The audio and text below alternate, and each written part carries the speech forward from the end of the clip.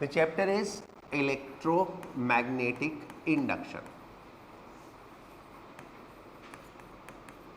Today is just introduction of that. Next class से इसको properly करेंगे. Okay. What is electromagnetic induction? देखो, in the previous two chapters we studied current से magnetic field होती है. Okay. Current से magnetic field होती है. In physics या everywhere, scientists try to find out if a reverse phenomena is possible. What is reverse phenomena? Current से magnetic field तो establish हो गया, मैग्नेटिक फील्ड से करंट. सो इंसिडेंटली ये हो गया प्रूव. इंसिडेंटली कैसे? Like Faraday was working on this, but one day in the lab he throw a magnet. एक मैग्नेट थ्रो किया और एक कॉइल वहाँ पे रखी हुई थी. अब लैब थी तो बहुत कुछ सामान रखा होता है, और वो कॉइल गैल्वेनोमीटर से कनेक्टेड थी. ठीक है. अब उसको गुस्सा आया, उसने कॉइल मैग्नेट को फेंक दिया. मैग्नेट फेंका तो मैग्नेट सीधे इसके अंदर गई, और जब मैग्नेट इसके अंदर गई तो इसमें से सुई हिल गई. ठीक है. Needle moved, so then it is established कि हाँ मैग्नेटिक फील्ड से करंट हो सकता है. But there are only certain set of conditions जब ऐसा पॉसिबल है. It is not like always ये मैग्नेटिक फील्ड है, इसमें कंडक्टर रखो तो करंट हो जाएगा. No, there are certain set of condition only when it is possible. What are those condition? First, सबसे पहले उसने एक्सपेरिमेंट किया. Let's find out what is the experiment. क्या है, नोट करने का कुछ नहीं है, बस समझ लो अच्छे से. ओके, सब कुछ नेक्स्ट क्लास में होगा. उसने क्या किया, एक कॉइल लिया, उस कॉइल को गैल्वेनोमीटर से कनेक्ट किया, and it is centre zero galvanometer. What is a centre zero galvanometer और लेफ्ट जीरो गैल्वेनोमीटर? एक होता है लेफ्ट जीरो गैल्वेनोमीटर, इसमें लेफ्ट साइड में जीरो होता है और ये मैक्सिमम होता है, और सेंटर जीरो में ये सेंटर में जीरो होता है. So that means the needle in normal condition is is like ऐसे बीच में. तो करंट एक डायरेक्शन है तो ये, और दूसरी डायरेक्शन है तो ये. सो इट टेल्स करंट है या नहीं, and what is the direction of current. Direction of current भी बताता है कि किस डायरेक्शन में करंट है. ठीक है. तो इसको हम बोलते हैं centre zero galvanometer. Right.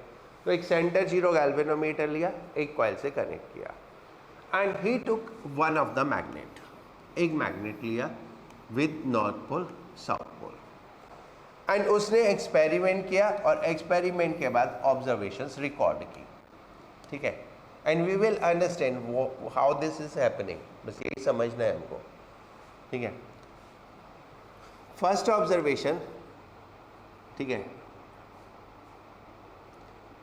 Stationery magnet,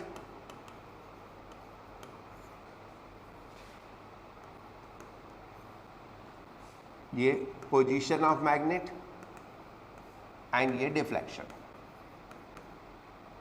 no deflection. When magnet was stationary कोई डिफ्लेक्शन नहीं. ठीक है. Second, end pole towards coil, यानी वो एंड पोल को टूवर्ड्स कॉइल लेके आया, तो डिफ्लेक्शन ऐसे हुआ, यानी उस डायरेक्शन में. ठीक है. Then he took end pole away from coil, यानी इसको ऐसे लेके गया पीछे. Right. End pole away from coil. Deflection अब भी हुआ, लेकिन डायरेक्शन उल्टी हो गई. ठीक है. तो पहली चीज तो ये एस्टेब्लिश हुई, स्टेशनरी है तो नहीं होता, मूव करते हैं तभी होता है. ठीक है. मूव करने में भी हम किधर मूव कर रहे हैं वो मैटर करता है. ठीक है.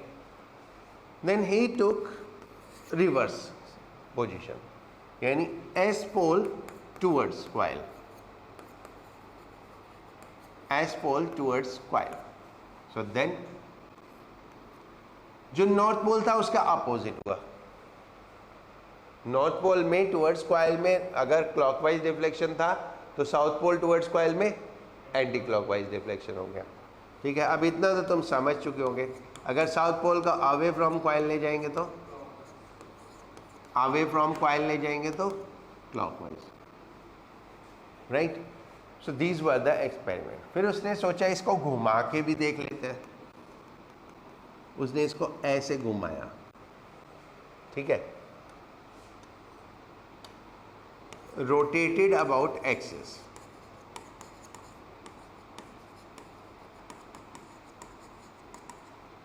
कोई डिफ्लेक्शन नहीं, ठीक है। So then he started concluding कि क्या हुआ ऐसा, मतलब इन सब ऑब्जर्वेशन से कंक्लूड करते हैं। तो हम भी कंक्लूड करते हैं लाइक द फैराडे कि कैसे कैसे हो रहा है। पहली चीज, जब मैग्नेट मूव कर रहा है तो हो क्या रहा है। ओके, मैग्नेट से एक फ्लक्स निकल रहा है, मैग्नेटिक फील्ड है ना, मैग्नेट से मैग्नेटिक फील्ड निकल रही है। और ये मैग्नेटिक फील्ड बार मैग्नेट की नॉन यूनिफॉर्म होती है। Non uniform means close to pole strong होती है, अवे फ्रॉम पोल वीक होती है, ठीक है। तो जब हम मैग्नेट को आगे मूव कराते हैं तो the field to the coil is getting stronger, और what we say the flux is increasing, the flux is increasing. हम नॉर्थ पोल वाला जो फील्ड है उसको पॉजिटिव ले लेते हैं, पॉजिटिव फ्लक्स ले लेते हैं, और साउथ पोल वाले को नेगेटिव। जो नॉर्थ पोल से फील्ड लाइंस निकल रही है साउथ पोल में एंटर करेंगी तो डायरेक्शन चेंज हो जाएगी ना। तो हम ये वाली डायरेक्शन को पॉजिटिव ले लेते हैं, जस्ट आर्बिट्रेरीली। हमें एक डायरेक्शन पॉजिटिव लेनी है, दूसरी नेगेटिव लेनी है, तो हम इस डायरेक्शन को पॉजिटिव ले लेते हैं। So in the first case what is happening, let's write here,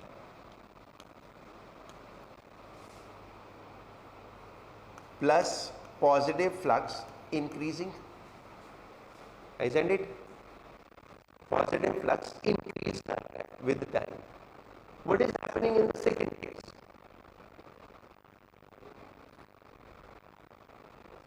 flux तो सेम है, नॉर्थ पोल ही फेस कर रहा है, दूर ले जा रहे हैं, दूर ले जाएंगे तो फील्ड क्या हो जाएगी, वीक हो जाएगी।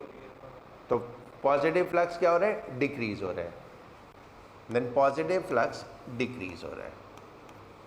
And south pole towards coil, negative flux increase हो रहा है। साउथ पोल हो गया तो negative flux, and pole is coming towards the coil तो it is increasing, and south pole away from the coil तो नेगेटिव फ्लक्स है लेकिन डिक्रीज हो रहा है, राइट, डिक्रीज। अब आप सिमिलैरिटी देखो, पॉजिटिव फ्लक्स इंक्रीज होना और नेगेटिव फ्लक्स डिक्रीज होना, is it the same thing? Positive flux increase होना और नेगेटिव फ्लक्स डिक्रीज होना इज द सेम थिंग, तो इसलिए same direction. Positive flux decrease होना या नेगेटिव फ्लक्स इंक्रीज होना, it is the same thing, so that's why the direction is same, ठीक है। Then in this case plus positive flux remains same, in this case also positive flux remains same। जब हम इसको rotate कर रहे हैं ऐसे तो पोजीशन तो इन दोनों के बीच का डिस्टेंस तो चेंज हो नहीं रहा, तो रोटेट करने से कुछ नहीं होगा, so the flux remain same. यानी we can easily conclude then कुछ भी होगा कब होगा, जब फ्लक्स चेंज होगा, जब फ्लक्स चेंज होगा only then it will happen, right. So that is the first observation by the Faraday's कि इसमें डिफ्लेक्शन तभी होगा जब फ्लक्स में चेंज होगा, अगर फ्लक्स में चेंज नहीं होगा तो डिफ्लेक्शन नहीं होगा। सो that is the first set of condition कि कब करंट होगा, जब flux associated with coil change होगा। That become a first law of the Faraday, that an EMF induces in the coil whenever there is change of flux linked with the coil, and the EMF lasts so long the changes continue। यानी EMF तब तक रहेगा जब तक flux रहेगा, जब तक flux में चेंज होता रहेगा तब तक EMF रहेगा। अदरवाइज नहीं। अंडरस्टूड? इतनी समझ में आई?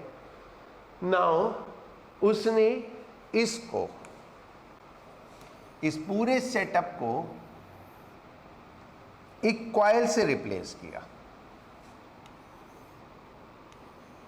यानी जो बार मैग्नेट थी उसको एक कॉइल से रिप्लेस किया और इस कॉइल में करंट फ्लो कराया। ठीक है, और करंट फ्लो कराया इन द सेंस के जब हम इधर से ऑब्जर्व कर रहे हैं, इसमें मैटर करता है ऑब्जर्वर किधर है ना। जब हम इधर से ऑब्जर्व कर रहे हैं तो करंट क्लॉकवाइज है, इधर से ऑब्जर्व कर रहे हैं तो करंट क्लॉकवाइज है। तो लाइक अगर मैं इधर से ऑब्जर्व करके करंट को क्लॉकवाइज देखूं तो this face will become north pole and this face will become south pole. वाला फेस नॉर्थ पोल हो गया और वाला फेस साउथ पोल हो गया। So then the observation remain same. ठीक है, reason a current loop is very much like a magnetic dipole. तो बार मैग्नेट को करंट लूप से रिप्लेस किया तो भी सेम ही होगा, तो इट रिमेन सेम। ठीक है, तो ये करंट लूप भी तो फील्ड प्रोड्यूस करेगा ना, इससे भी तो मैग्नेटिक फील्ड लाइंस होंगी। ये इसके एक्सिस पे ही आता है ना, तो it is very much like that axial line of A dipole. तो सेम चीज हुआ। इतनी बात समझ में आई आप लोगों को? अरे बोल दो, पता चल जाएगा। रिया, यश, समृद्धि, मैक, आर्यन, आर्यन गायब?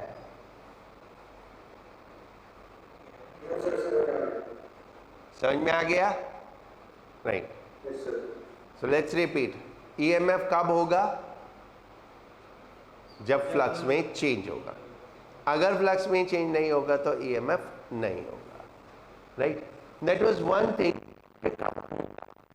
नाउ द क्वेश्चन इज कितना होगा। अभी तो कब होगा और नाउ द क्वेश्चन इज कितना होगा। तो what he found, deflection is more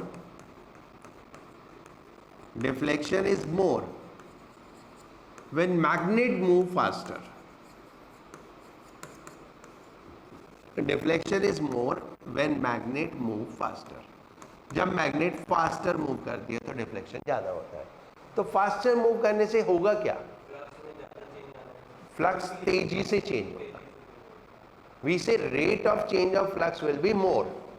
Rate of change of flux will be more, right? So accordingly magnitude भी पता चल गया, and he gave the law सीधे सीधे EMF is equal to rate of change of flux. यानी पहली चीज flux में चेंज होना जरूरी है और दूसरे कितना होगा, that depend on rate of change of flux. अगर ज्यादा रेट से चेंज होगा तो ज्यादा होगा। ठीक है, ये तो हो गया Faraday's law. Now current induce होना, उसकी डायरेक्शन। ठीक है, एंड दूसरे conservation of energy that matters. कैसे? लाइक सपोज करो ये एक कॉइल है। सोचो कि इफ इट इज पॉसिबल, इसमें एक बल्ब लगा दिया। ठीक है, ये एक लंबी सी टेबल है और इस टेबल पे एक मैग्नेट रख के पुश कर दे। ठीक है, एक मैग्नेट रख के पुश कर दिया तो बल्ब जल जाएगा, क्योंकि करंट फ्लो होगा। बल्ब जल जाएगा, मैग्नेट आती रहेगी तो बल्ब जलता रहेगा। ठीक है, बिना किसी प्रोसेस के लाइट मिल गई। Is it possible that you get the energy without any expense of energy? That's not possible. This is called conservation of energy. Energy can not be created, it can be converted. यहाँ पे हम energy create कर रहे हैं, विच is not possible. तो what happens, हमने इसको कुछ स्पीड दिया, सपोज v, तो इसके पास काइनेटिक एनर्जी है, राइट? तो ये मूव किया तो इसकी काइनेटिक एनर्जी इलेक्ट्रिकल एनर्जी में कन्वर्ट होनी चाहिए। इसकी काइनेटिक एनर्जी इलेक्ट्रिकल एनर्जी में कन्वर्ट होनी चाहिए। And as the time passes इसकी काइनेटिक एनर्जी कम होनी चाहिए, इजंट इट? काइनेटिक एनर्जी कम होनी चाहिए, क्योंकि बल्ब के पास एनर्जी कहाँ से रही है, सिर्फ एक ये मोशन है, तो इसकी एनर्जी बल्ब में जाएंगे, तो काइनेटिक एनर्जी कम होनी चाहिए, यानी ये रिटार्ड होना चाहिए, ये रिटार्ड होना चाहिए, क्योंकि धीरे धीरे स्पीड कम होगी, पता चलेगा यहाँ पहुँच के रुक गया, तो ये जितनी एनर्जी थी सारी किस में कन्वर्ट हो गई, लाइट में। तो ये रिटार्ड होने के लिए क्या होगा, ये वाला फेस नॉर्थ पोल होना चाहिए, isn't it? ये वाला फेस नॉर्थ पोल होना चाहिए, तो इससे हम करंट की डायरेक्शन निकालते हैं कि current induced in the coil must be such that ये फेस कौन सा पोल हो जाए, नॉर्थ पोल, राइट। और इसको बहुत सिंप्लीफाइड लैंग्वेज में, मैंने तो बहुत कॉम्प्लिकेटेड बना दिया, ठीक है, बहुत सिंप्लीफाइड लैंग्वेज में लेंज ने बोला था, लेंज साइंटिस्ट, लेंज ने बोला था कि direction of current is such that it opposes the cause producing it, यानी जो भी इसे प्रोड्यूस करेगा ये उसका अपोज करेगी, and this is very much in accordance to law of conservation of energy, ठीक है, जो भी उसको प्रोड्यूस करेगा वो उसका अपोज करेगी, ठीक है। तो अब इसमें क्या था, कॉज, इसका इसकी तरफ आना, व्हाट इज द अपोज, इसको दूर भगाओ, when it is coming towards it, तो oppose is what, move it away, move it away के लिए it must be repelled, repel होने के लिए पोल कौन सा होना चाहिए, नॉर्थ पोल, ठीक है। तो this is the way to find out the direction of current, बहुत अजीब सा है बट है, ठीक है, यूनिवर्सल लॉ है, आप इसको यूज करके किसी भी केस में करंट की डायरेक्शन फाइंड आउट कर सकते हो, and what you need to apply, simple logic, जिस वजह से है उसका अपोज, करंट जिस भी वजह से है उसका अपोज, ठीक है। एक एक्सपेरिमेंट देखते हैं, ये मान लो इनवर्ड मैग्नेटिक फील्ड है,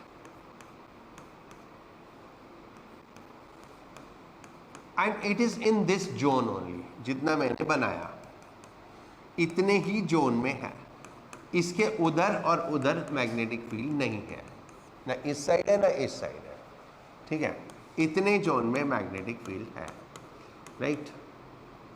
इसको थोड़ा सा ध्यान से समझ लेना, ऑल्दो मैं नेक्स्ट क्लास में भी रिपीट करूंगा, बट फिर भी ये एक कॉइल है,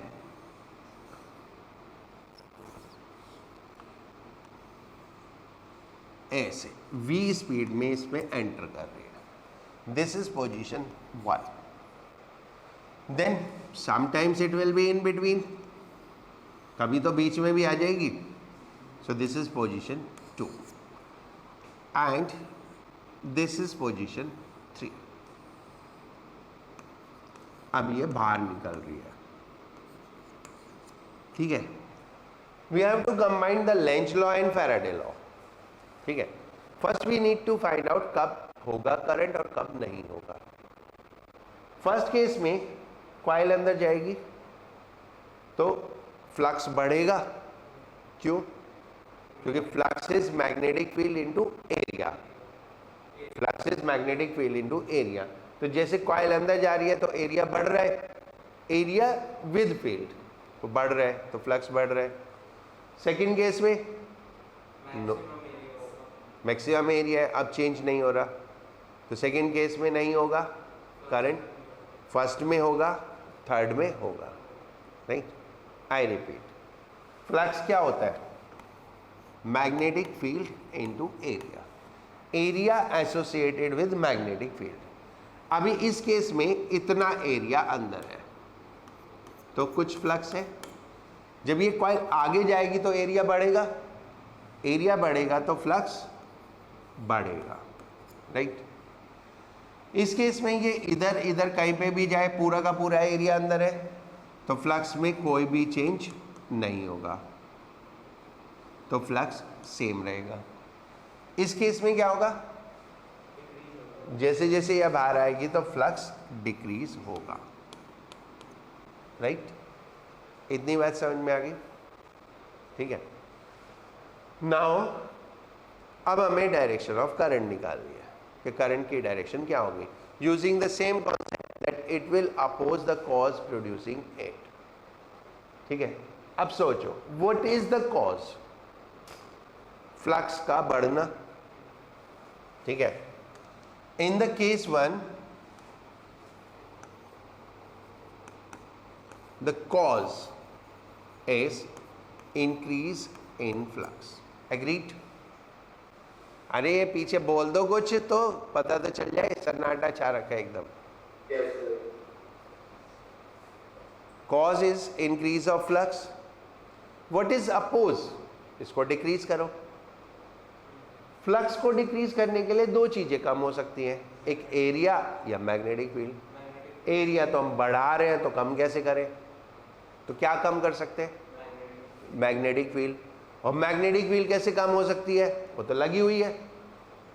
अगर उसके अपोजिट एक और फील्ड हो जाए, जो फील्ड है उसके अपोजिट और फील्ड हो जाए तो नेट मैग्नेटिक फील्ड क्या होगी, कम हो जाएंगे। तो ये कॉइल में जो करंट है, ये कॉइल में जो करंट होगा वो ऐसी मैग्नेटिक फील्ड प्रोड्यूस करनी चाहिए जो अप्लाइड के अपोजिट है, ठीक है। यानी अगर ये इनवर्ड है, राइट, चलो मैं एक बार करंट अप्लाई कर देता हूँ, फिर देखते हैं क्या होता है। ये करंट ऐसे, तो ये क्लॉकवाइज करंट, ऐसे एंटी क्लॉकवाइज करंट किस डायरेक्शन में फील्ड प्रोड्यूस करेगी, आउटवर्ड। तो ये उसके अपोजिट फील्ड प्रोड्यूस कर रही है, ठीक है। अपोजिट फील्ड प्रोड्यूस कर रही है तो नेट फील्ड डिक्रीज हो जाएगी, राइट। तो बिल्कुल सिंपली, और ये समझ लो अच्छे से, कुछ डाउट है तो पूछ लो, right. Field by current, by induced current, not current, field by induced current must be opposite to applied, must be opposite to applied। यानी अगर फ्लक्स इंक्रीज कर रहा है तो इंड्यूस्ड करंट की फील्ड अपोजिट होनी चाहिए। अपोजिट यानी ये अगर इनवर्ड है तो वो आउटवर्ड, और आउटवर्ड के लिए करंट की डायरेक्शन क्या आएगी, anti clockwise, that is current anti clockwise, right. समझ में आया। सेकेंड केस में क्या होगा,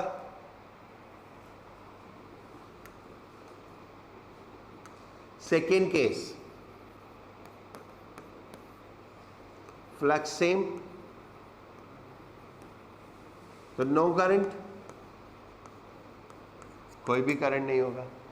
नाउ थर्ड केस तुम बताओ क्या होगा।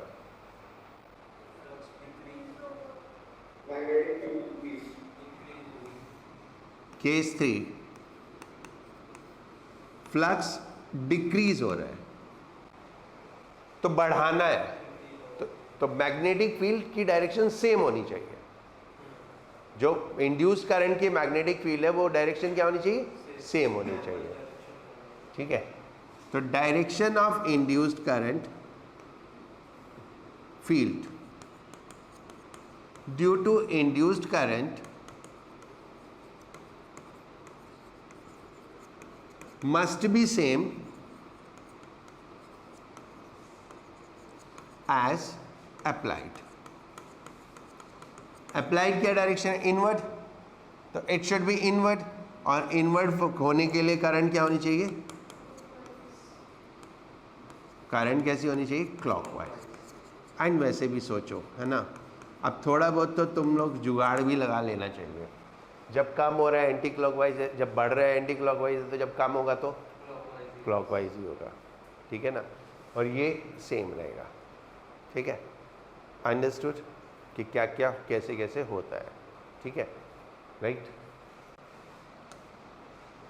So what I told you, दो चीज़ें, एक फैराडे ने क्या क्या किया, ठीक है, और अकॉर्डिंगली उसने लॉ बना दिया। लॉ क्या बनाया, जब फ्लक्स में चेंज होगा तो ईएमएफ होगा, और फ्लक्स में ज़्यादा चेंज होगा तो ईएमएफ ज़्यादा होगा, राइट। एंड लेंज ने करंट की डायरेक्शन के लिए लॉ दिया, which is universal law, applicable in all cases. There is one more law, but वो यूनिवर्सल नहीं है, वो कंडीशनल है। But Lenz law is universal, using the Lenz law you can find the direction of current in any case. But ये चीज़ ध्यान रखना, current तभी होगी जब सर्किट क्लोज होगा। अगर सर्किट क्लोज नहीं होगा तो करंट नहीं होगी, लेकिन ईएमएफ तब भी होगा। ठीक है, अगर सर्किट क्लोज नहीं होगा तो ईएमएफ होगा बट करंट नहीं होगा। ठीक है, ईएमएफ तो फ्लक्स चेंज होने की वजह से होगा। ठीक है, फ्लक्स चेंज होने से ईएमएफ होता है, करंट नहीं होती। फ्लक्स चेंज होने से ईएमएफ होता है, ईएमएफ से फिर करंट फ्लो होता है, और एनर्जी लॉस तब होता है जब करंट होता है। खाली ईएमएफ से एनर्जी लॉस नहीं होता। एक सेल है, रखा है दुकान में, कुछ बिगड़ थोड़ी रहा है उसका, तो ईएमएफ तो है ना उसमें। ठीक है, तो करंट सिर्फ तभी होगा जब सर्किट क्लोज होगा। राइट, चलो एक छोटा सा सिचुएशन और देखते हैं। ये एक मैग्नेटिक फील्ड है,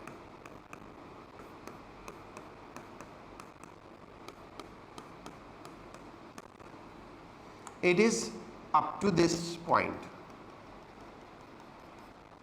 and ठीक इस पॉइंट पे एक सेमी सर्कुलर रिंग ऐसे मूव कर रहा है डाउनवर्ड। ठीक है, तो इसमें पोलैरिटी बतानी है, which end A P Q ले लो, P Q, which end will be positive and which will be negative. क्योंकि क्लोज नहीं है, हाफ लूप है, तो करंट तो होगा नहीं, लेकिन ईएमएफ होगा। तो ये हम कैसे कैलकुलेट करते हैं? हम कैलकुलेट करते हैं ये सोच के कि अगर ये कंप्लीट होता तो करंट की डायरेक्शन क्या होती। ठीक है, तो हम करंट की डायरेक्शन निकाल देते हैं, हमें पता है करंट नहीं होगी, लेकिन अगर ये क्लोज लूप होता तो करंट की डायरेक्शन क्या होती, तो पहले वो निकालो। अब ये लूप नीचे आ रहा है, लूप मैग्नेटिक फील्ड से बाहर आ रहा है, तो फ्लक्स कम हो रहा है। Right, now all agree to this. मेरा लास्ट है इसका, ठीक है, लास्ट इलस्ट्रेशन है। तो फ्लक्स कब हो रहा है? फ्लक्स कम होता है तो सेम डायरेक्शन फील्ड इंड्यूस होगी। सेम डायरेक्शन फील्ड इंड्यूस यानी इनवर्ट के लिए करंट की डायरेक्शन क्या होनी चाहिए? क्लॉकवाइज। तो करंट क्लॉकवाइज होगा। अब बता सकते हो पोलैरिटी? अरे पॉजिटिव नेगेटिव होते हैं ईएमएफ में।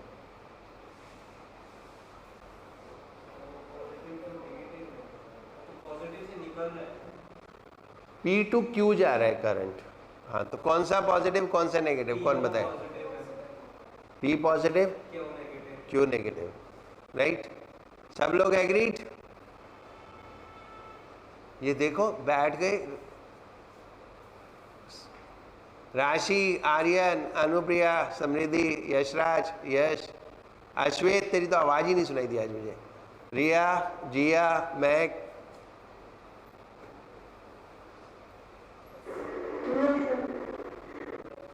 कौन सा पॉजिटिव कौन सा नेगेटिव बोलो, सब लोग बोलो। राशि,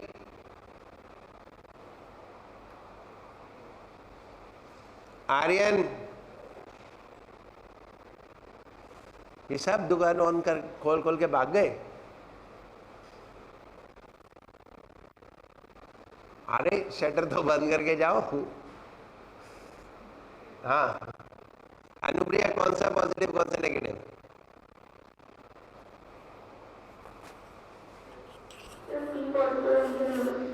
P पॉजिटिव Q नेगेटिव। अच्छा, ये करंट की डायरेक्शन यही होगी, ये सबको समझ में आ गया? राइट, यहां तक कुछ पूछने? No. Now P will be negative and Q will be positive. क्यों? Because it is a source of EMF. ये दो चीजें होती है, एक होता है सोर्स ऑफ EMF और एक होता है डिवाइस। ये सेल है और ये रेजिस्टेंस है, ये पॉजिटिव ये नेगेटिव। सेल के बाहर current positive to negative. So if it would have been a resistance तो करंट पॉजिटिव टू नेगेटिव होता, बट ये सेल है, सेल के अंदर करंट देखो किधर से किधर जाती है, नेगेटिव टू पॉजिटिव। ठीक है, तो current negative to positive flow होती है इन सोर्स ऑफ ईएमएफ। यहाँ पे हम क्या कर रहे हैं? ईएमएफ पैदा कर रहे हैं। ईएमएफ प्रोड्यूस कर रहे हैं, कंज्यूम नहीं कर रहे, ईएमएफ प्रोड्यूस कर रहे हैं, तो it become source of EMF. So in the source of EMF the current flows from negative to positive. तो ये एंड नेगेटिव होगा और ये एंड पॉजिटिव होगा. अंडरस्टूड? ठीक है. कुछ पूछना है? नहीं. इन एनी केस किसी को समझ में नहीं आया होगा तो कोई बात नहीं, नेक्स्ट क्लास में समझ में आ जाएगा. ओके. चैप्टर का नाम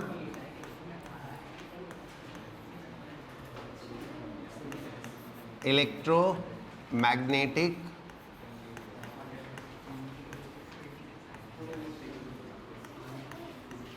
काम करके आया तनुष? तनुष काम करके आया? काम करके आया? देखो ये भी नहीं पता, ये देख इन सब से पूछ, ये भी नहीं करके आए, इन्हें भी नहीं पता था. विनायक तो बोल रहा है शुरू से शुरू कर दो, फर्स्ट चैप्टर से.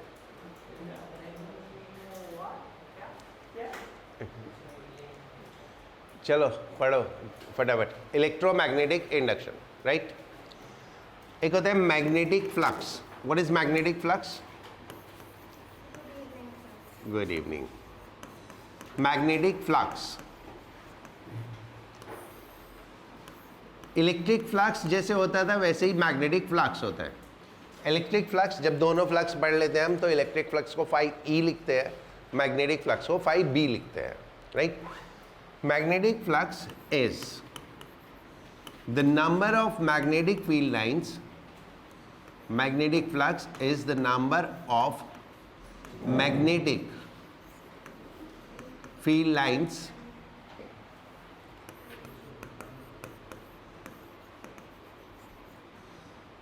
crossing an area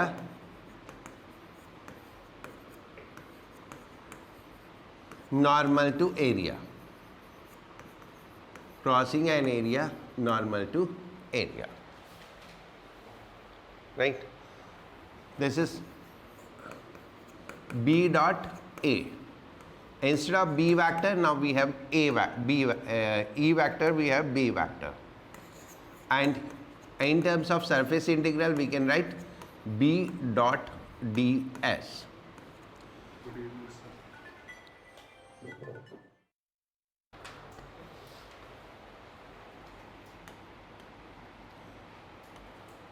Now, electromagnetic induction.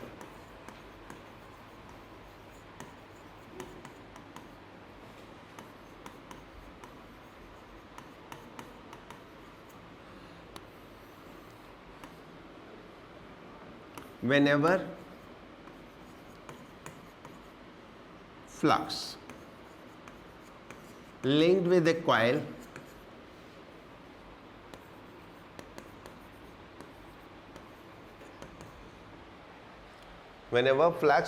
a coil change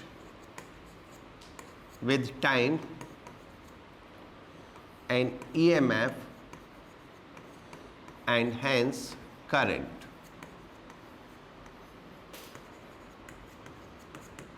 Induces in coil.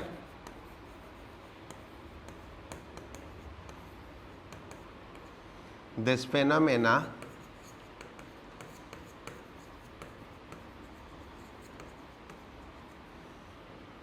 is called electromagnetic induction.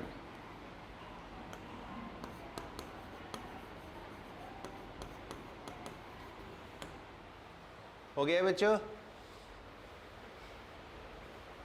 इनके पास तो नोट्स होंगे नहीं, कहाँ से होएगा? कोई नहीं, नोट्स नहीं है तो मैं अभी समझा रहा हूँ, वो समझ लेना. Faraday's experiment. For the electromagnetic induction, Faraday ने एक experiment किया. In that experiment, he used a coil connected to galvanometer and a bar magnet. ठीक है.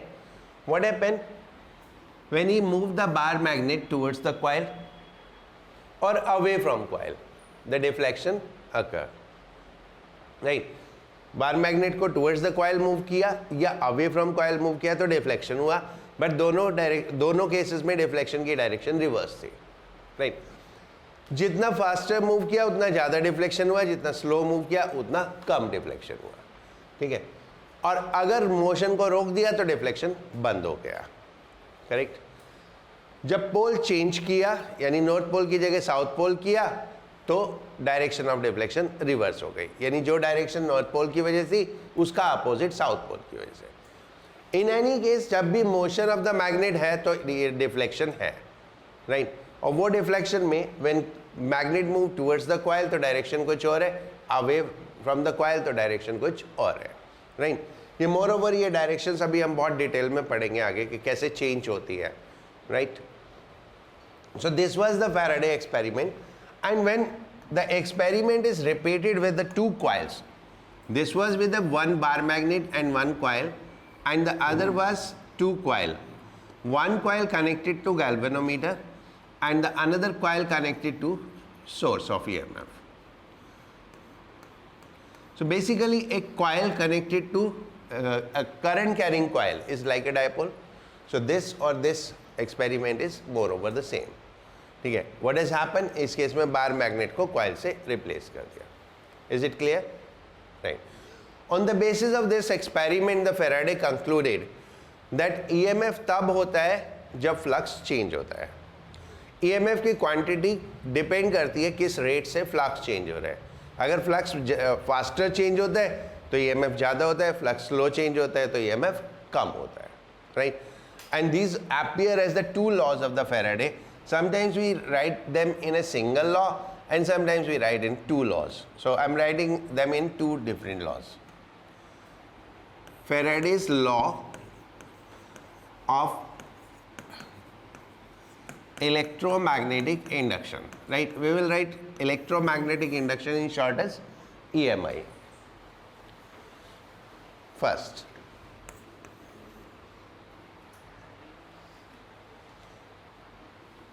Whenever flux linked with a coil,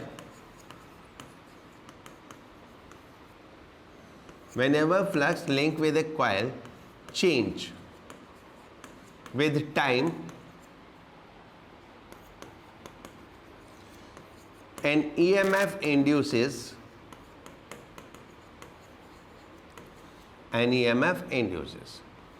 This EMF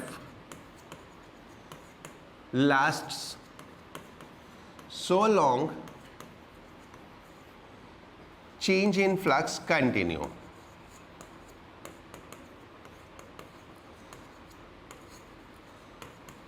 जब तक फ्लक्स में change होता रहेगा तब तक EMF रहेगा. So these are simply the observation from the experiment.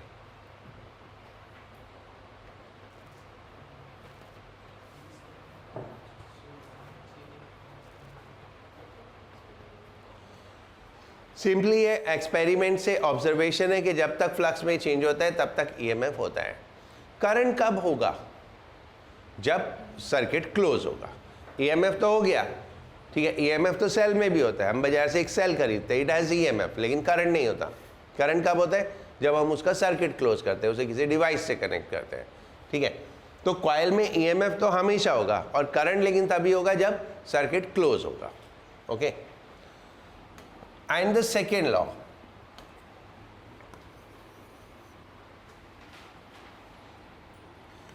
induced EMF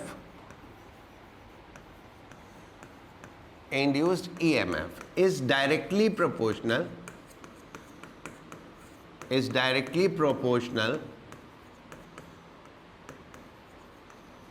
to rate of change of flux. Simply ये भी ऑब्जर्वेशन में था. यानी फ्लक्स किस रेट से चेंज हो रहा है उसके ऊपर डिपेंड करेगा EMF कितना है. अगर हम मैग्नेट को फास्टर मूव कराते हैं तो फ्लक्स फास्टर चेंज होता है. मैग्नेट को स्लो मूव कराते हैं तो फ्लक्स स्लो चेंज होता है, right. So this comes out as E is proportional to d phi by dt, और E is equal to k d phi by dt by experiment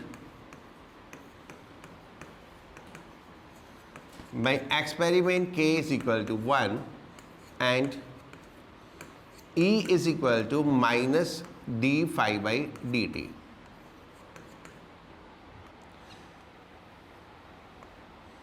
Negative sign is in accordance to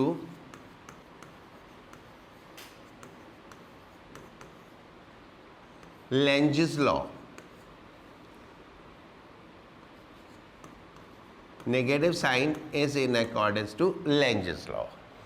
Lentz's law अभी हम पढ़ेंगे क्या होता है. Basically it is for the direction of current, right?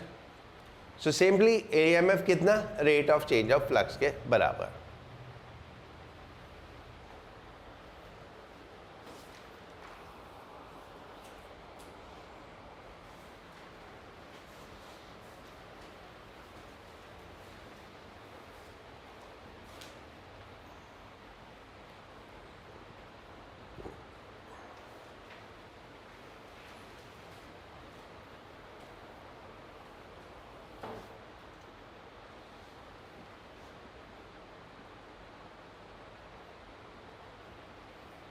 Okay,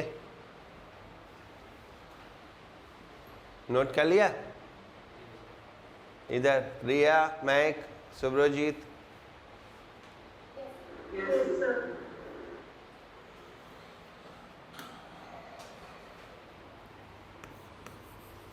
Relation between charge flow and change in flux.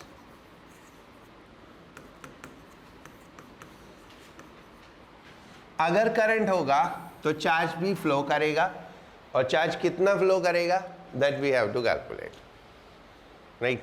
EMF है, circuit close है तो current होगा तो चार्ज फ्लो करेगा. कितना चार्ज फ्लो करेगा we need to calculate. Magnitude of EMF, the negative sign is negative sign with EMF means directions of EMF, यानी polarity, positive कौन सा नेगेटिव कौन सा, राइट. लेकिन मैग्नीट्यूड तो सिंपली विदाउट साइन होगा d phi by d t. And E is equal to IR if current is I and R is resistance. I is dq by dt is equal to 1 by R d phi by dt. ठीक है, dt dt cancel, so dq is equal to d cube is equal to d phi by r.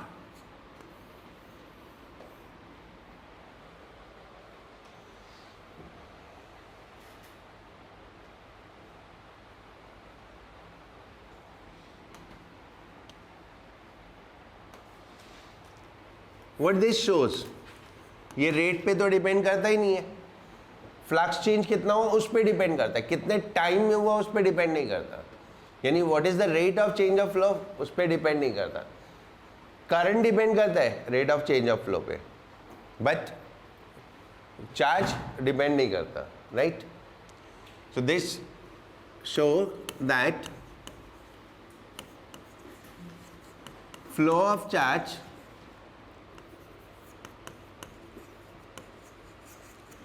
does not depend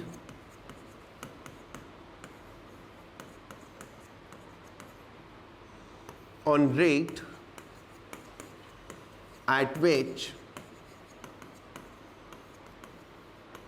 flux change. Does not depend on rate at which flux change.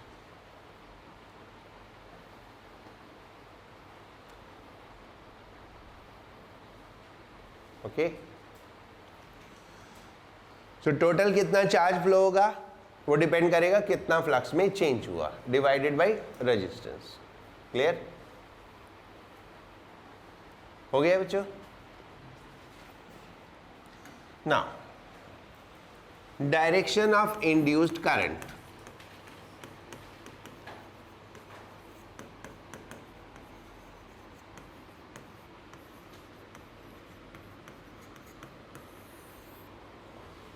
There are two different laws to find out the direction of induced current.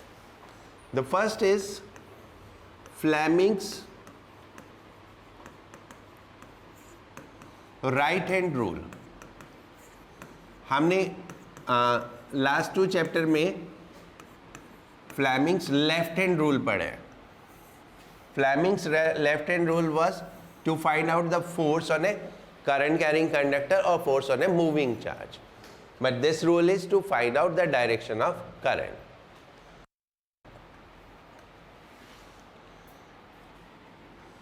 This is applied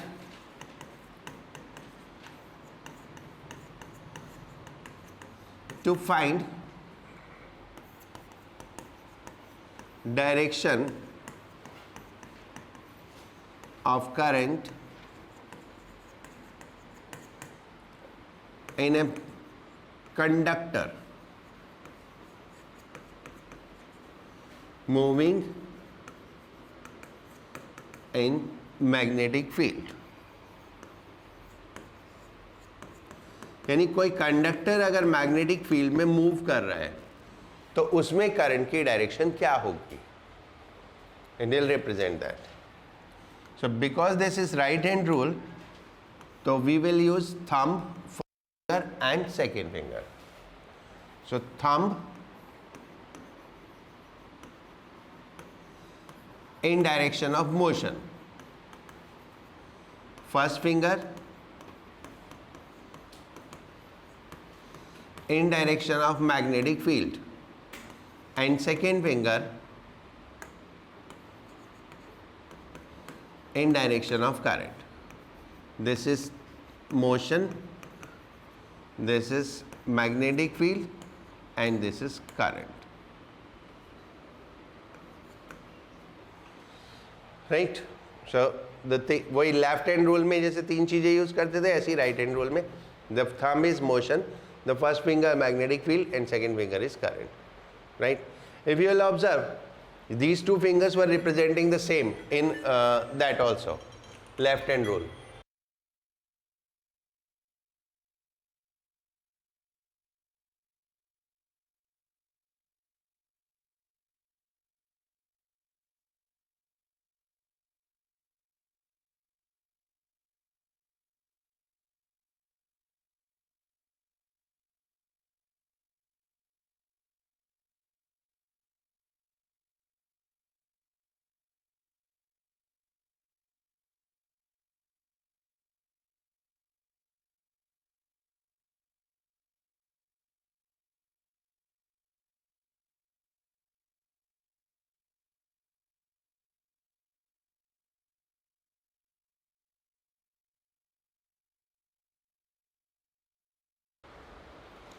हो गया?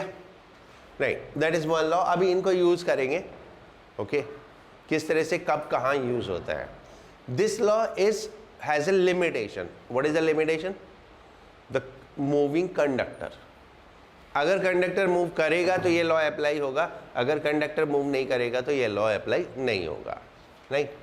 The next law is Lenz law, which is universal law. Lenz law is universal law.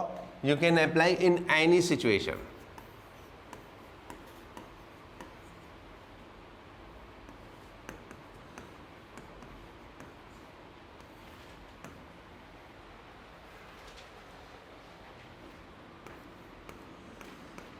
और ये law simply क्या represent करता है? Conservation of energy.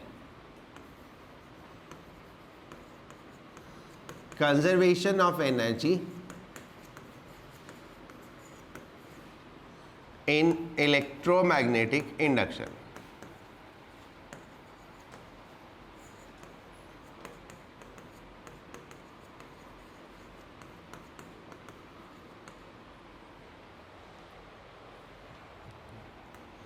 Right. इस law के हिसाब से करंट की डायरेक्शन कुछ ऐसी होती है कि जो उसे प्रोड्यूस करता है वो उसका अपोज करती है, यानी करंट जिस वजह से है उस वजह को अपोज करती है, जिस रीजन से करंट है उसी को अपोज करती है, right. So according to this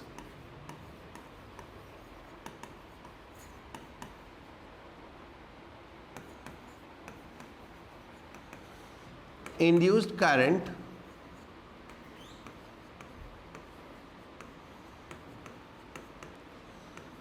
opposes the cause producing it.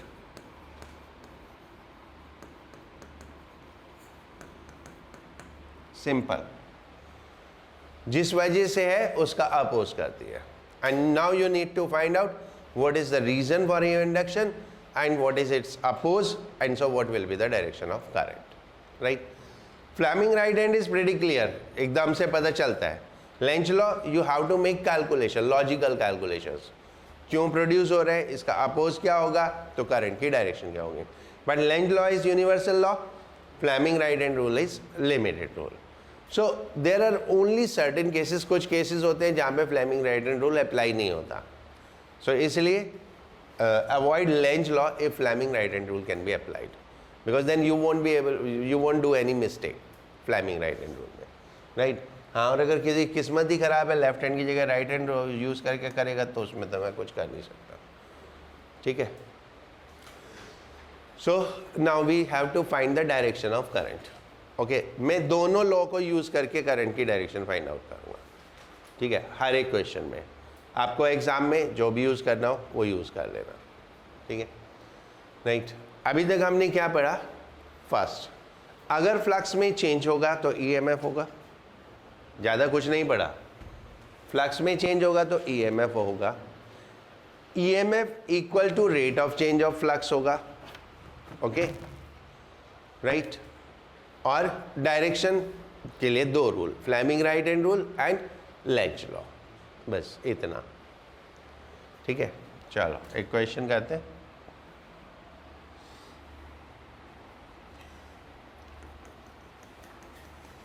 ये एक पर्टिकुलर जोन है जिसमें मैग्नेटिक फील्ड है, इनवर्ड मैग्नेटिक फील्ड है इस पूरे जोन में, which is inside this two boundaries. एक कॉइल हम इसमें मूव करा रहे हैं, ये कॉइल बाहर से आई, ठीक है, यू कैन टेक, ऐसे बाहर से आई and it is going in, ठीक है, and then it will cross this and then it will come out of this, ठीक है। तो ईएमएफ कब कब होगा? अब तक नहीं होगा। अब ये जैसे इसके अंदर जाएगी फ्लक्स चेंज होना शुरू होगा, फ्लक्स बढ़ता जाएगा and then at this point the flux is maximum. Now यहाँ से लेके यहाँ तक फ्लक्स में कोई चेंज नहीं हो रहा because it is maximum. Eight this point now the flux started decreasing and then this is what it is out and now no more change. So there are three particular cases which we will consider. The one when it is entering into the field, the second when it is completely in the field, and the third when it is coming out of the field. Right. First, अगर हम Fleming right hand rule apply करें, ठीक है, इस coil में कौन सा conductor आपको लेना है? जो मैग्नेटिक फील्ड के अंदर है। ये वाला कंडक्टर नहीं लेना क्योंकि ये मैग्नेटिक फील्ड के अंदर नहीं है, मैग्नेटिक फील्ड के अंदर ये कंडक्टर है। तो मोशन की डायरेक्शन ये है, right. Now Fleming right hand rule, thumb represent motion, तो thumb is in direction of motion. The first ring finger represent magnetic field, so first finger is inward and then current is upward. So this is direction of current, this is direction of current, right.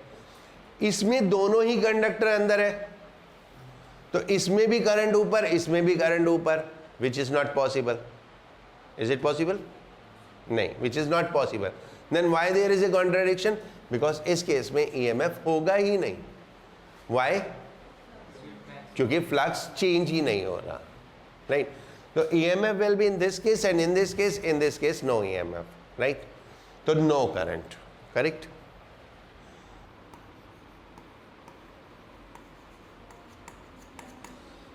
अब this is what we concluded by the Fleming's right hand rule.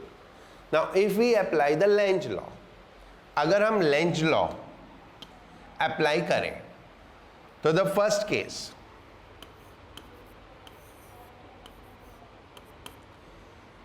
inward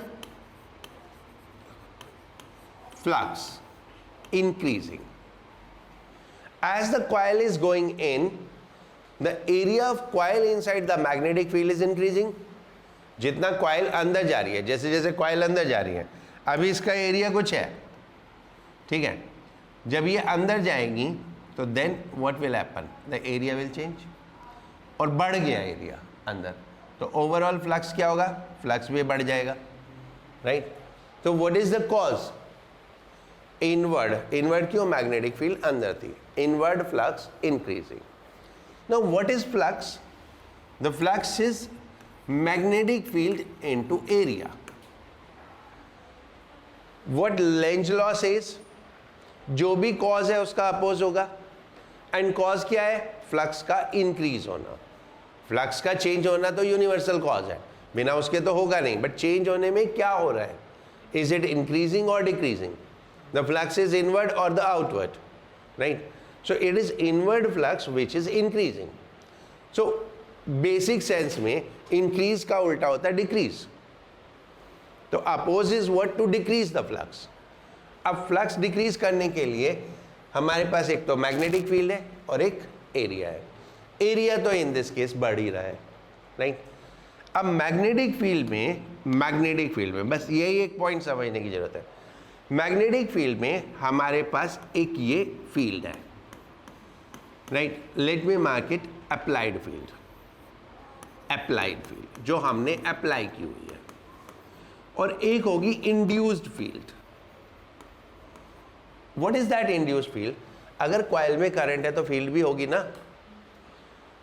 अगर coil में सिर्फ current होती है, field नहीं होती, तो field होती ना. कॉइल में सिर्फ करंट होता, ये अप्लाइड फील्ड नहीं होती, तो करंट की वजह से फील्ड होती. अब इसमें करंट इंड्यूस हुआ, जो करंट इंड्यूस हुआ उसकी वजह से एक फील्ड होगी, and that field is called what? Induced field. So we have two fields, one is applied, one is induced. Applied let me take B naught and induced let me take B I. इन दोनों का sum is net field. The net field is sum of the two. अगर ये दोनों field opposite हो जाए तो net field क्या होगी? कम हो जाएगी. और अगर दोनों फील्ड की डायरेक्शन सेम हो जाए तो ज़्यादा हो जाएगी, ठीक है.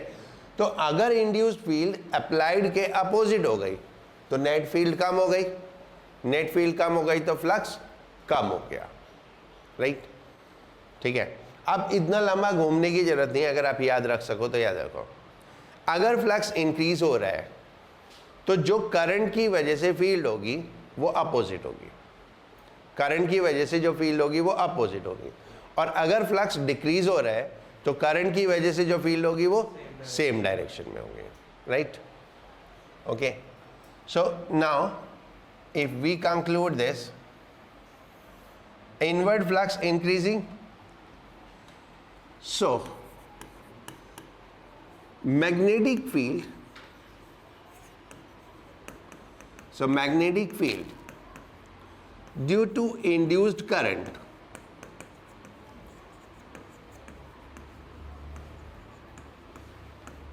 must be outward, यानी opposite to applied. Hence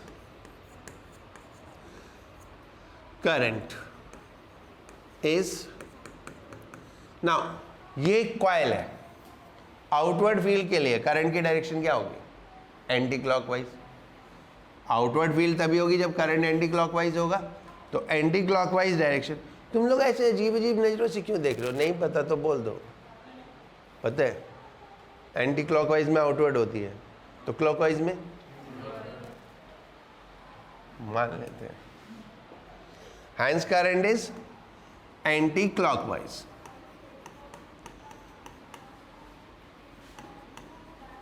And look, isn't it anti-clockwise? It is anti-clockwise ना। मार्क तो हमने राइट हैंड रूल के हिसाब से की थी, ठीक है। तो अब करंट को थोड़ी पता है आपने कौन सा रूल लगाया। अब कोई भी लगाओ डायरेक्शन तो वही रहेगी ना, ठीक है। अब थर्ड वाले केस में आप बताओ, सेकंड केस में तो होगा ही नहीं। हाँ वो तो दिख ही रहा है, क्यों होगा वो बताओ। फ्लक्स डिक्रीज हो रहा है, तो मैग्नेटिक फील्ड इंड्यूस करंट की वजह से सेम डायरेक्शन में होनी चाहिए, यानी इनवर्ड। और इनवर्ड फील्ड के लिए करंट की डायरेक्शन क्या होनी चाहिए? Clockwise, right. Now second, no change in flux, hence no current. Flux में चेंज ही नहीं हुआ तो करंट भी नहीं होगा। Third, inward flux decreasing, inward flux decreasing. So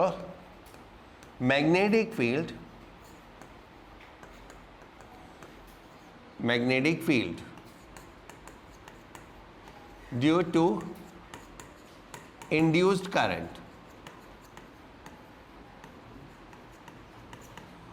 so magnetic field due to induced current must be in direction of applied field.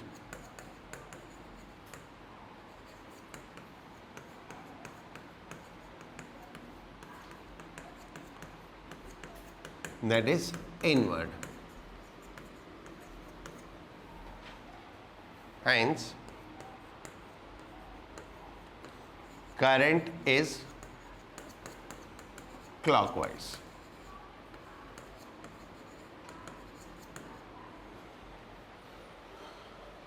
Current is clockwise.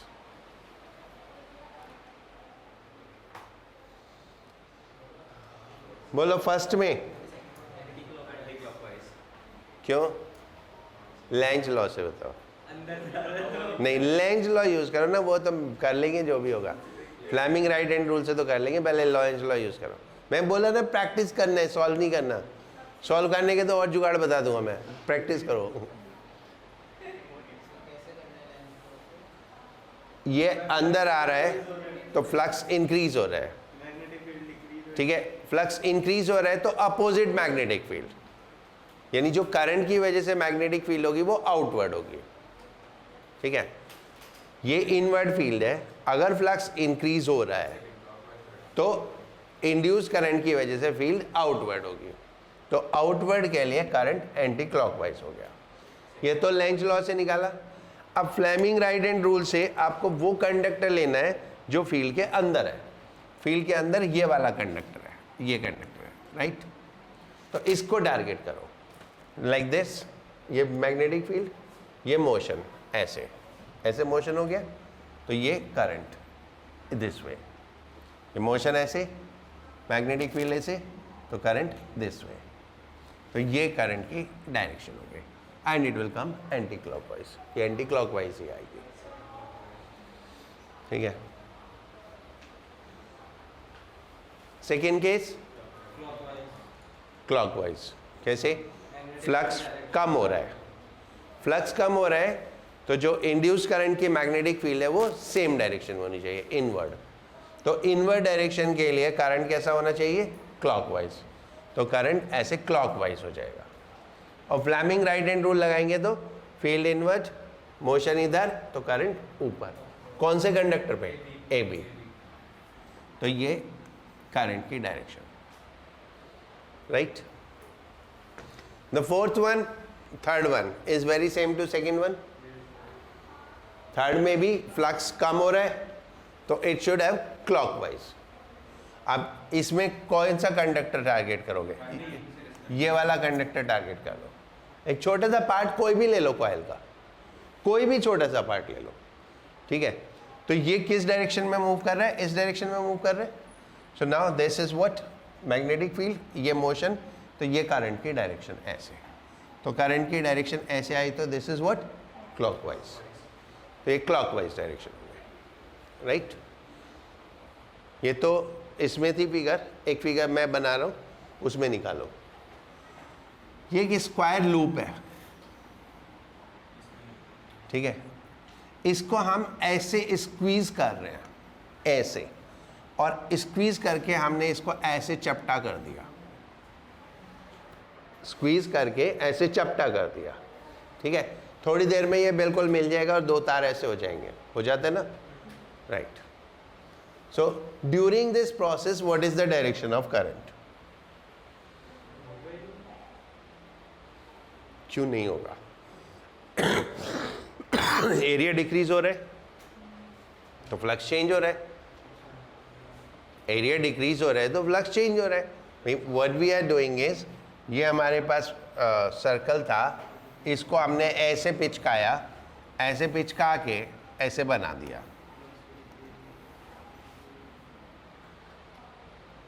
तो flux decrease होगा.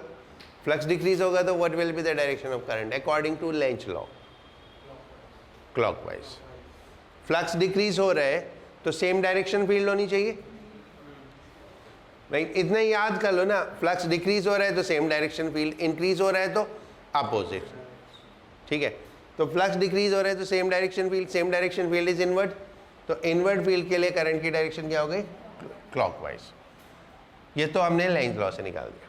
अब फ्लेमिंग्स लॉ से निकालने के लिए व्हाट वी विल डू, एक portion consider करो, कोई भी छोटा सा. ये मोशन की डायरेक्शन हुई, ऐसे मूव कर रहे हैं ना. अगर मैं ये वाला पोर्शन लेता हूं तो ये ऊपर मूव कर रहा है, ये वाला पोर्शन लूंगा तो नीचे मूव कर रहा है. Now this is magnetic field, ये मोशन नीचे को, तो ये करंट की direction towards right, towards right. तो isn't it the same clockwise? ठीक है. तो Fleming's right hand rule apply करते हुए एक चीज हमेशा ध्यान रखना, you have to consider the conductor inside the magnetic field, ठीक है? और पूरा कॉइल है, मतलब कोई रेक्टेंगुलर ऐसे नहीं है, कोई सर्कुलर है, रैंडम कॉइल है, तो कोई बात नहीं, एक कन्वीनियंट सा छोटा पार्ट ले लो, ठीक है? अब सपोज हर्षित ये वाला पार्ट लेके बैठ जाएगा, फिर कैसे होगा? फिर तो नहीं होगा ना. सो चूज ए कन्वीनियंट, मतलब कन्वीनियंट फॉर यू, ठीक है? ये ऐसा कुछ जो क्लियरली मूव करता हुआ दिख रहा हो कि हाँ ये इस डायरेक्शन में मूव कर रहा है, ओके, ठीक है? अब मान लो मैं एक रेक्टेंगुलर कॉइल लूँ, एक रेक्टेंगुलर कॉइल लूँ और इसको ऐसे मूव कराऊँ, then which is convenient to you? AD. अब AB में अप्लाई करो, फंस जाओगे, ठीक है? तो एक ऐसा पार्ट जो कन्वीनियंट आपको दिख रहा है कि ये इस डायरेक्शन में जा रहा है, वो वाला पोर्शन लो, राइट? समझ में आ गया? गुड. कुछ पूछना है किसी को? सुब्रजीत, मैक, रिया, दिख रहा है कि नहीं? नहीं दिख रहा हो तो मैं लिख देता हूँ, नॉर्थ और ये साउथ.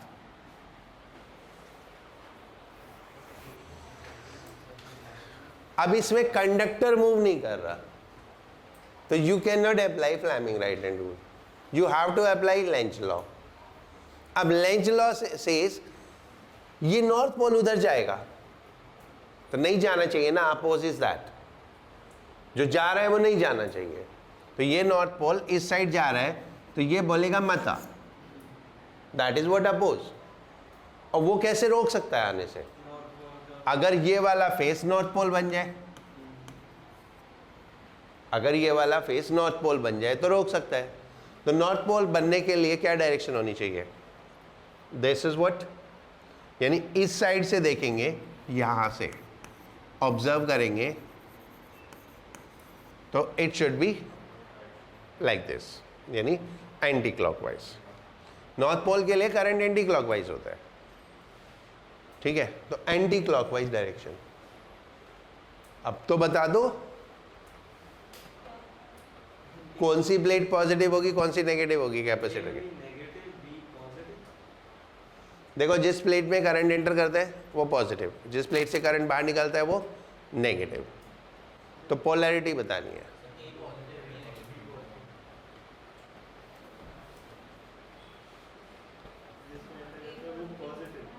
ए पॉजिटिव और B negative, right, it is like this. तो ए पे पहले तो current will be like this, है ना, current will be like this, तो A positive and B negative, right.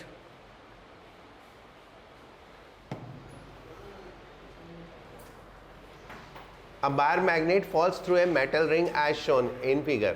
Will the acceleration of the magnet be less than g, equal to g, or more than g? If there is a cut in ring, what will be the answer? ठीक है, देखो ये north pole नीचे आया, according to Lenz law upper face will become north pole. Upper face north pole हुआ तो ये retard होगा, एक अपवर्ड फोर्स लगेगी, तो ये अपवर्ड फोर्स इसको रिटार्ड करेगी, तो नेट एक्सेलरेशन क्या हो जाएगा, लेस देन जी। तो it is less than g. If there is a cut in ring, अगर रिंग में कट है तो क्लोज सर्किट नहीं है तो करंट ही नहीं होगा, करंट नहीं होगा तो अपोज भी नहीं होगा, तो it will be equal to g, right. Okay, दो आइडेंटिकल लूप हैं, एक कॉपर और एक आयरन, दोनों सेम स्पीड से मैग्नेटिक फील्ड में घूम रहे हैं। किस केस में ईएमएफ ज़्यादा होगा और किस केस में करंट ज़्यादा होगा और क्यों ज़्यादा होगा, ठीक है। ईएमएफ, ठीक है, EMF do not depend on material because it just depend on what is the rate of change of flux, that's all. So EMF same. अब करंट होता है ईएमएफ अपॉन रेजिस्टेंस, तो रेजिस्टेंस किसका ज़्यादा होगा, आयरन का, और रेजिस्टेंस कॉपर का लेस होता है, तो करंट कॉपर में ज़्यादा हो जाएगा, ठीक है, करंट कॉपर में ज़्यादा हो जाएगा। EMF will B same because it do not depend on material, while current depend on resistance, so it will be more for copper. Done.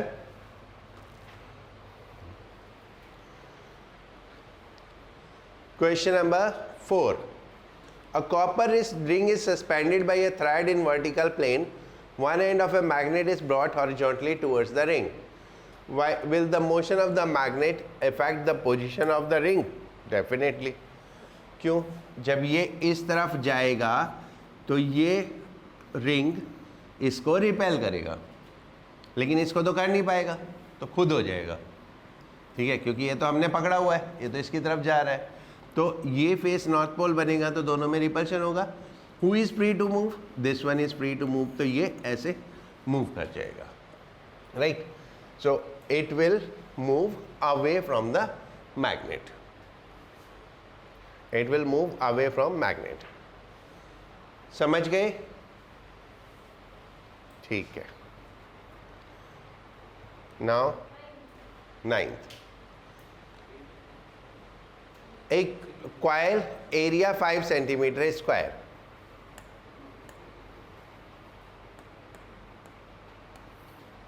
this is what area, this is what number of turns, ठीक है, and this is what charge, and ये resistance, and पूछा क्या, B, right। now it is moved out of the field, यानी पहले flux जो था, पहले फ्लक्स कितना था, NBA, और बाद में फ्लक्स कितना हो गया, 0, ठीक है, राइट। तो d5 आ गया कितना, NBA, d5 is equal to NBA itself, ठीक है। और डी क्यू इजिकल टू क्या होता है, अब देखो कैसे अजीब अजीब नजरों से देख रहे हो मेरी तरफ, पिछली क्लास में डिराइव किया था ये formula, D Q equal to D phi by R. D Q दे रखा है, आर दे रखा है, अब डी फाई में एन और ए दे रखा है तो बी आ जाएगा, ठीक है।